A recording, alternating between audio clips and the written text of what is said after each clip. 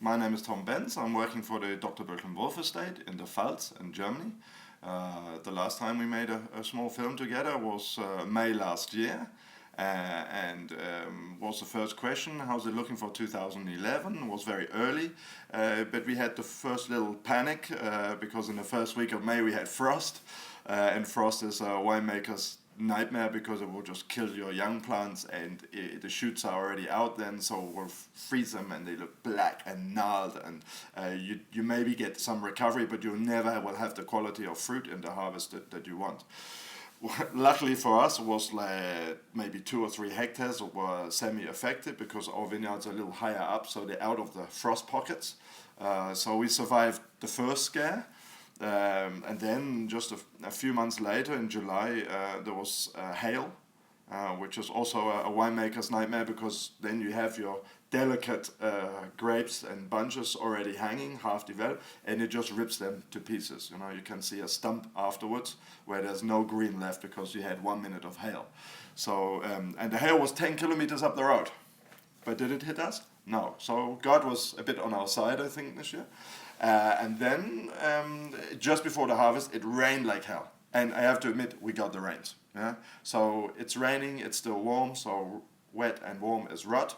So this was the problem of the vintage. There's something every year. You don't get perfection. And it was a problem of maybe 5 to 10% and not a problem in 2010. I remember saying last time we had 2/3 less wine because of bad flowering weather and bad weather before the harvest. This year was just maybe 5 or 10%. Something that for you, especially as a biodynamic winemaker, where you are not fighting with chemicals, against it, you assume a little bit that you will lose a little bit of your production every year, but you know what you will get will be top. So now the first wine is here in Norway, the 2011 Wachenheimer Riesling. We asked how are the wines. I don't like to say now it's a great vintage because it's Riesling. And first we are happy. We had a normal quantity of wine and we have excellent quality. We are very, very happy with both, because we are also in business, so we need to have some wine to sell again. And secondly, to be a great wine, I can tell you that in 5 years because wine's changing all the time and developing. So whether it's a great vintage, that remains to be seen.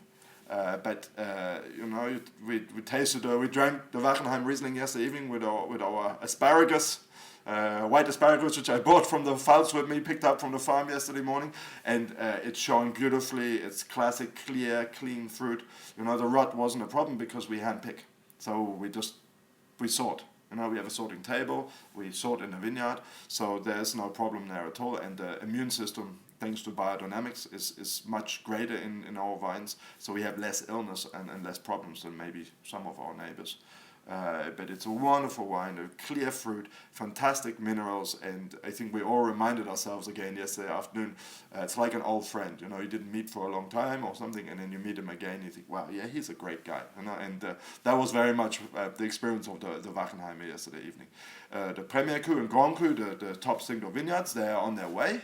So the first wines will be bottled in the next few months.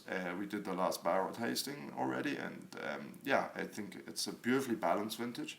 It's a vintage, I say, it's like the fruit of 09 with a little bit of the mineral and acidity of 010. That's kind of how we would describe the vintage.